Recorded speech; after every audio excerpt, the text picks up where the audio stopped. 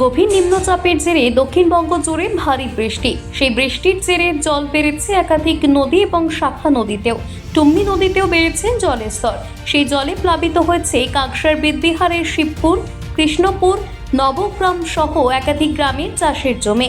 কয়েক হাজার বিঘা চাষের জমি এখন জলের তলায়। টুম্নি নদীর জলে শিবপুরের ভাষাপুল এখন জলের তলায়। এর জেরে প্রায় বিচ্ছিন্ন পশ্চিম বর্ধমানের সঙ্গে বীরভূমের যোগাযোগ। চরম দুর্ভোগের মধ্যে দুই জেলার মানুষ, চরম ক্ষতির মুখে কৃষকেরাও। প্রসঙ্গত, টুম্নি নদীর জলস্তর বৃদ্ধি পায় একাধারে যেমন যোগাযোগ ব্যবস্থা বিচ্ছিন্ন হয়ে পড়ে, ঠিক তেমনই এলাকার সব ধান চাষের জমিও জলের তলায় চলে যায়, যার ফলে চরম সমস্যায় পড়তে হয় স্থানীয়দের। কি করে ওটাই চিন্তা করছি, যাবো কি করে। এখন যাবো তো আমরা ঘুম। কি হয়েছে এখন এখানে?